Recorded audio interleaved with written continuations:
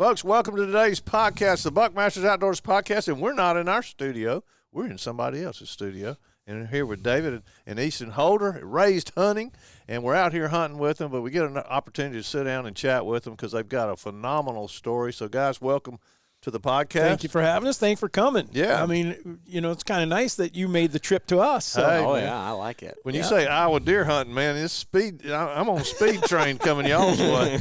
And I'm fortunate, you know, Iowa Game and Fish honor me with the governor's tag, and we're having fun here. And hopefully this afternoon and next day we can maybe get a deer, but we've had pheasant hunting and quail hunting, and it's been a lot of fun. You've gotten a whole shindig while you've been here doing other stuff. I don't know that people know quite what Iowa has to offer. Woo. I mean, they know about big deer. Yeah. You know, that's what it's known for. But there's also good turkey hunting, good pheasant hunting, good quail hunting, and the DNR is – Pheasants are coming back. They've been struggling for a long time. You know, was it yesterday? I haven't hunted wild quail probably 20, 25 years. You know, they're doing the best they can to try to restore them in other states, and Alabama's one of them too. But just get on that hill right there and watch those bird dogs point and have that big covey go up. Yeah, we got 4 of them or something. That to me, that was priceless to me. Yeah. Well, I've never hunted quails before. Well, this was at sunset. I mean, it was like beautiful, and he made a good shot. Well, on that particular one, Shane made a really good shot, but he had just killed one as a single. Yeah. And it was really cool. Yeah, it was pretty. So,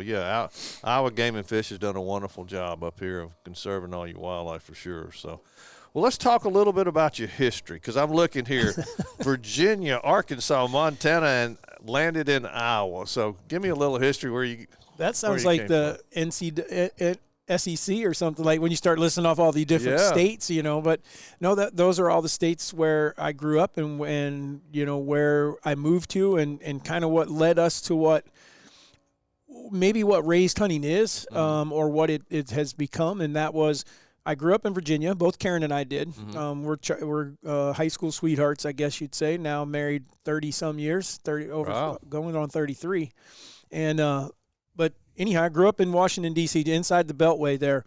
Loved to hunt. Had relatives that got me into. My brother is the one that really got me into hunting. My dad was a police officer, and he was not a big hunter. He'd go to camp and stuff. He was a guy that liked to cook. But for me, it started way back then. It started when I was 8, 9, 10 years old. I was the kid that like begged them to turn around when we see a deer. Please go back. I saw a deer in that field. Please go back. And sometimes they would, sometimes they wouldn't. And I just, all my life, I was like, I want to be in the outdoors more. I want to do this more. And my uncles and my brother and all them were gun hunters, and my brother got into bow hunting, and then he introduced me to bow hunting. And I just took it to a level that was far beyond what they want. Like I'll go back to your show coming out. I mean, because we're talking, I was born in 68. So by the time I'm 20, we're 88. That's about when all this is starting. And TV is starting to see some sort of outdoor something, you know. But there was no social media that, you know, everything you learned on your own or from a friend or something like that. And it just was, it's been instilled in me. I have no idea really where the hook came from so much. Yeah. Karen says it all the time, that I've never met anyone that has the passion like I have. And I don't know why or where, other than I think it was the fact that I wanted it so bad, and where I lived, I couldn't get it all the time. Right. So I craved it even more. So then when I got to be a little older, I was 21, my brother ended up committing suicide. I lost my brother, who was my hero and started me into hunting. I needed a change, and I moved to Arkansas. My dad was from Arkansas. Karen and I got married, moved down there, and I got in the fire service there. So that was kind of and it was my first experience with getting away from, there was more wildlife. I mean, now Arkansas didn't have these like giant deer, but it was just more open spaces, and lived in a small town. You know, we went from living in Washington, D.C. to Bald Knob, Arkansas, which had 1,600 people, one traffic light. And it fit me. I mean, I was happy, and I got into the fire service there, and now I had found the profession that I knew I loved. Yeah, fire guys and gals are special people, special commitment. What drove you that direction? Well, it was my dad's suggestion, because he was a 38-year police officer, and he had been in the FBI for a while as well. Okay. And so he always told me, I think this would do you really well. And he was my dad. I'm not listening. I know, no thanks. I don't think that's what I want to do. Well, then lo and behold, once I got moved away, I moved down there and started putting in power lines for a cousin. Mm-hmm. And that job fell through, not because of anything I did. It was just the nature of the beast. And when that happened, I told Karen, I said, I do think I want to look at this fire stuff. And I think the biggest intriguing thing was, one, you got to be physical. I like that part. I got to go do something. But then, two, they had a lot of time off. Oh, and I was like, okay. Now the truth comes out. I could go hunting a lot if it was one of those things you could feast or famine. You could work extra shifts and stuff like that, and then take off. Yeah. And so I like that aspect of it. And so I went and tested, and fortunately, I've always been good at when I focus on something, and really decide that this is what I want to do.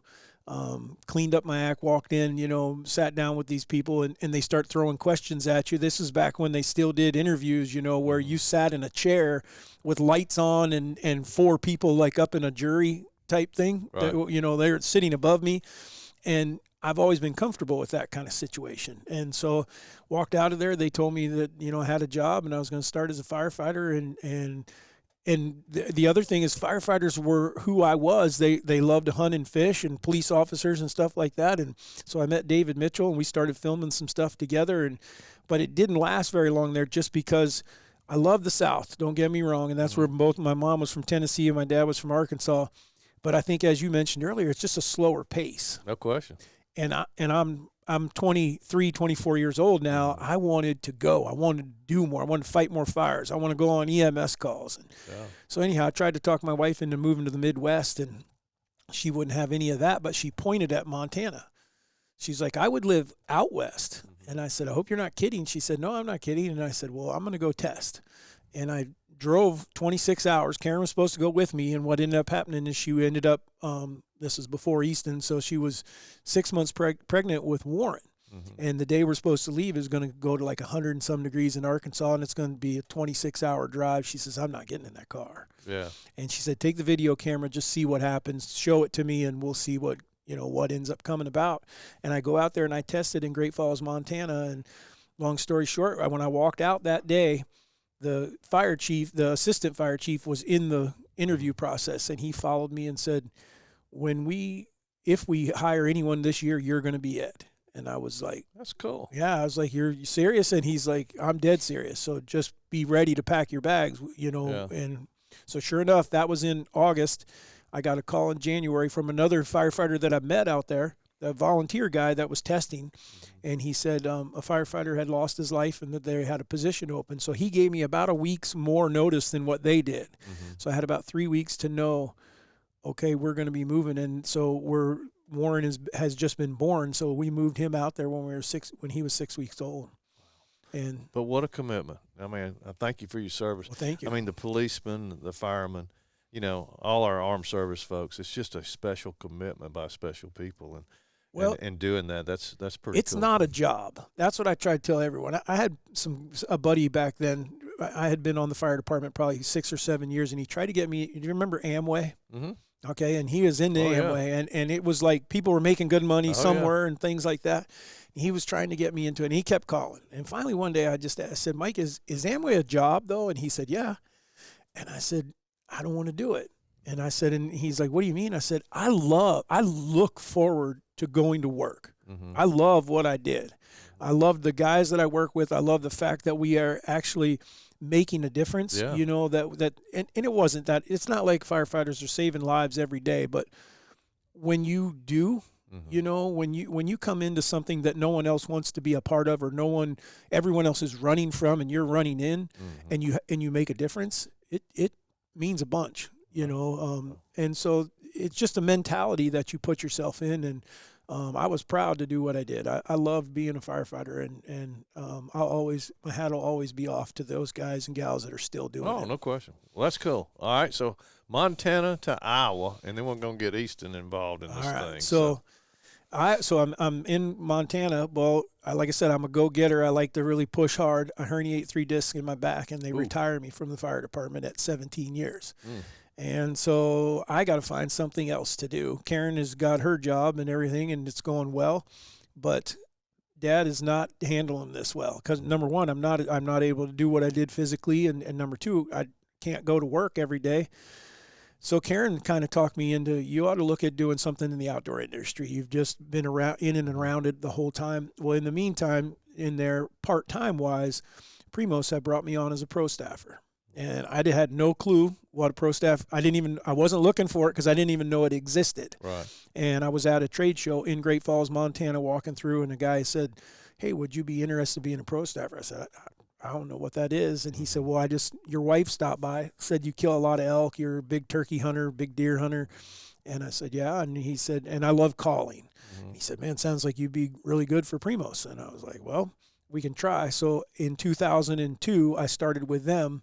And so I had been working with them. Well, lo and behold, it takes us to the point where I'm actually became not only just a pro staffer, I started running the pro staff. So now I was in a kind of a paid position where I was handling all the Western regional guys. And so then Karen decides, "Hey, look, we might want to move here. My career could go a little bit bigger." And I was like, "Well, where are we thinking?" And we were thinking like North Dakota, South Dakota, because we love the West, but we love the Midwest. Well, her business just offered this in Iowa. So we flew down here, took a look at it, and said, these guys, Easton would have been what? 10. Were you born yet? Yeah, he was born. Okay. But no, you were a mistake. He just skipped that because it was, I guess. Well, they were still in school is my point. Yeah. And so, moving kids when they're in school. But Warren was ready to move. He was like, "I'm all in. We're going to Iowa." Yeah. Easton was a little more hesitant because the only thing that hung us up is his baseball team was one game away from going to the Little League World Series. Didn't happen. And then they lost. We've been there, done that. Trust me. I know what that means. Yeah. That was our third time, too. Yeah.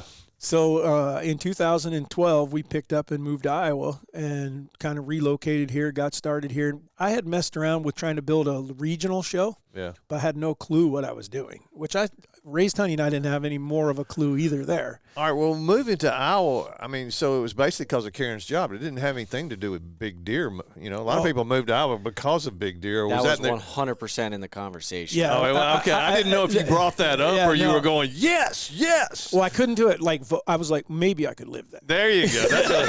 That's what I was wondering. Okay. The big thing, I think, for me was I could see that in Montana, we couldn't own enough property for me to be able to hunt outside the door, take the boys out. Right. You were basically, it's public land, and you lived in town. If you were going to buy anything, it had to be big. Yeah. And we didn't have that kind of money. So when we looked at here, I was like, we could actually buy 10 acres or 20 acres, maybe even, and we ended up buying 50 acres.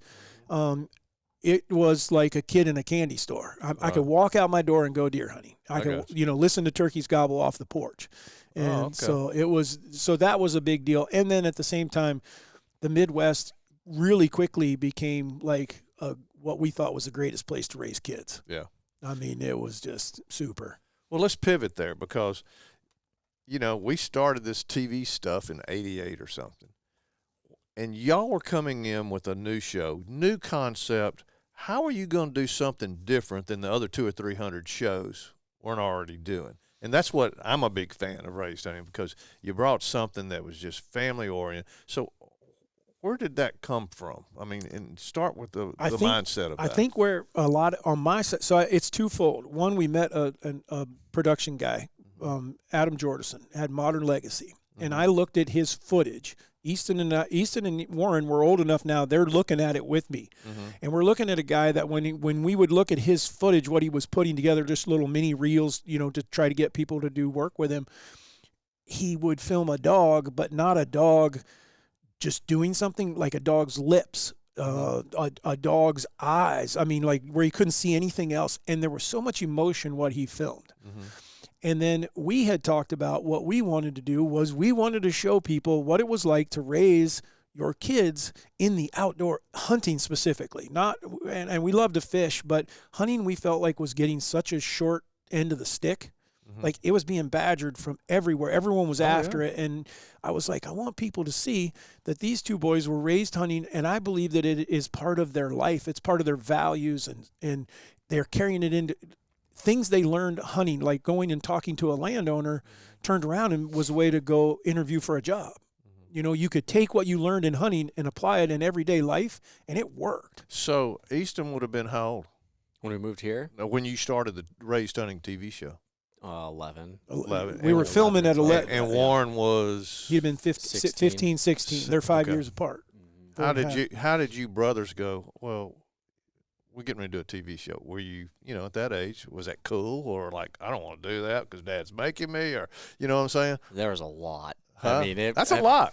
It was. The idea of it sounded like a lot of fun. Yeah. It sounded really cool until our first filming day was like 10 degrees, snow on the ground. We were out from like sun up to sundown, and it was awful. And we're like, if this is how it's going to be for the next however many years, I'm out. No thanks. Yeah. And our first year was 72 days of filming outside of the hunting and everything else. Not counting hunting, what we put together to build the episodes. Right. And that was like, okay, this is really freaking cool to look at, but oh my gosh, we got to fix something because it would take such a toll on all of us. And I had school, Warren had school, I was playing sports and stuff. Yeah, that's what I was thinking. Every weekend that was the only free time, so it was either hunting or filming for hunting. Wow. So for a long time there, I was not a fan of it. And we came around on it, or I've come around on it a lot and looked back on it and been thankful for everything that we were. But no, it was a great idea, and then it became like, holy crap, this is unreal. But I think it all played out how it was supposed to, in all honesty. Well, as I said, you came in right in the middle of hundreds of shows. Yeah. And you went to the top with it, and that's what gets me. Because when people say, no, you can't do that, it's too many people, that no and I can't's never been in my vocabulary. Yep. And obviously it's not in y'all's. And the production side of it was just top notch. Right. But the family side of it, you and Karen and the boys, that's what this sport needs more of, okay, is that family feel to it, okay? How can I get my kids involved in the outdoors? And y'all basically put an award-winning production together to show that. Where there's other hunting shows. There's a bunch of hunting shows. But y'all were bringing the family side to it, which I just thought was just awesome. And that was our whole goal. And that was probably Karen's absolute, her absolute was it has to it's got to be something that I would want to, the example she uses, and I would say this is probably 90% of the hunting community. Guy sits down to watch a hunting show, and his wife opens her book. Yep. Or opens a magazine, or she's doing something else. Yep. Karen said, if we're going to do this, we want something that I would close my book and watch it with you. Yeah. And that's that was kind of always there going, okay, if that's what we got to do, then this is how we're going to capture that. And I can tell you the first year, it was great to get guys say, man, love the show, but it was way better when we would have that woman that would say, or a guy that says, Eddie, you guys are the only show that I've ever got my wife to shut the book and watch the show with us. It was really, really cool. Made a lot of wives cry. Yeah. Which was good and bad. Yeah. But. Yeah. So the show put me in touch with a side that I didn't know I had. Yeah. We started finding some emotion and things like that, and things came out that, I had to ask Karen several times, you think it's okay to talk about this, to say this? Losing my brother in the way I did, we built an episode about that, and that was hard. Well, it's God-based, you know what I'm saying? Yep. And not being able to, being afraid to talk about it. But I just was curious because, when you're 15 and 11, sometimes mom and dad ain't cool. You know what I'm saying? Oh, yeah. But we have been really, really close, though, as a family that we've definitely gone through your times where you don't like each other, but I'm 24 now, so still young, but we've done it for 12 years and 14 years, and I can look back and see the times that I was really ticked off as a kid. Yeah. And who cares now, because it's everything that's gotten us to where we are now. Sure. So it's been, I would go back and do it again, and you asked me that 5 years ago, 6 years ago, I'd be like, no way. Well, as I said, it was you had to think of something different. Absolutely. And then get the industry to buy into it, the sponsors and stuff like that. Because like I said, 300 or 400 hunting shows. All right, so what are you going to bring to the table? Exactly. And you brought something so completely different. And Karen and the boys and everything, perfect fit. perfect fit. Thank you. So, Yeah, no, it was, and like you talked about some of the different folks that helped you along. The biggest one, most people won't know him. They'll know who I'm talking about but Scott Hughes from Realtree. Oh, yeah. I walked in there. I knew those guys from Primos and talking with them. And anyhow, I had this 3-4 minute, clip that we had built. And I said, look, Scott, I was just wondering if Realtree might be willing to look at this. And he said, yeah, turn it on. I turn my computer on and he watches it. And we make it like a minute and a half. And he says, hey, can you stop for a second? I said, sure. And he left. And I thought, well, that didn't go over very well. This is not good. That's a good first impression. And so, kind of like mine when I called ESPN, Hunt Show, boom. TNN, Hunt Show, boom. So I'm sitting there trying not to be totally down, Yeah. And next thing I know, door opens back up, and all these people come in. Bill Jordan is one of them, and David Blanton, and and he says, "Hey, can you start that from the beginning?" And I was like, "Okay," and so I hit play, and Bill Jordan turns to me and says, "Hey, what are you doing with it? Who are you? Where did this come from? What is?" And I said, "Well, it's a concept we have for a television show for next year." And he says, "Well, when you guys get a full episode built, I want you to call us before you call anybody else." And I said, "Okay." And so that was I knew someone believed in what we were doing at that point. Well, it's been an awesome run, guys, and thanks to Miss Karen too. Yeah, man. You know what I'm saying? And Warren, who's not here. Thank you, Warren, for everything you brought to the table today. But no, I just thought it was just a great concept, and your timing was impeccable. And once you got one sponsor in, other folks want to be part of it, and you're still doing the message, Absolutely. today. And I think it's awesome. Y'all have come down and hunted with us a little bit in the South, and we created this monster, the Squirrel Master Classic. Oh yeah. And, y'all won it twice, man. Yeah. Yeah. Should have been 3. Yeah, well, that's your problem. That's your problem. So. Was that when Waddell got the chainsaw out and pulled the squirrel out of the tree? No, it was before we were This there. is when they recounted 3 times. Oh, okay. They had to keep counting, and then it flip-flopped because we were ahead by 1, and then somehow after the recount, I must have been even, and then another recount, they went ahead by 1. An extra $20 bill got thrown in that bag for Jackie. Yeah, That's what it was. There's a lot of things that happen at that thing, you know what I'm saying? So we're just blessed I won it one time. I think we did win it twice. Y'all won it twice. We got to get Bone Collector out of there. So, but no, y'all have always come down, had a lot of fun with us. And like I said, y'all are in Iowa, and I'm here this week hunting, and hopefully we can get a deer. But we've surely enjoyed the hospitality. But you just got something special here in Iowa. Oh, boy. I mean, just the big deer, the antlers. I mean, if I could just transplant some of that to Alabama down there. I mean, y'all are just regular and taking some great bucks. So You just let some of those high fences out. yeah, I hear you. Get that genetics in the pool down there. You'd have a way bigger deer than we do. Well, the thing I like about it is y'all don't hunt in the mornings much here, especially in the gun season. Yeah. So I don't know what to do. So we're just hunting in the afternoons. I could probably get into that. I could be a professional afternoon hunter instead of losing a morning hunt. But it makes sense. It's a food source thing. Yeah, it's a food source thing, and you want cold weather. Yep. And it looks like today and tomorrow we're going to have our coldest weather, and that's going to make those deer get up and go. And hopefully they'll come within a range of the old Buckmaster and see if he can bust one. There you go. But again, thank y'all for your hospitality, and what a wonderful job you're doing with your television show. And I wish you all the luck over here on all your new innovations and stuff, and a cool deal. And we'll try to get together again. And I'll try to win another Squirrel Master Classic for y'all, and I'll try to put it in both of our names. There you go. All right. I'll take it. There you go. All right, folks, that does it for another Buckmasters Outdoors podcast. First time to come in, push the subscribe button. Tell all your buddies we're on social media. We'll see you next time with another Buckmasters Outdoors podcast.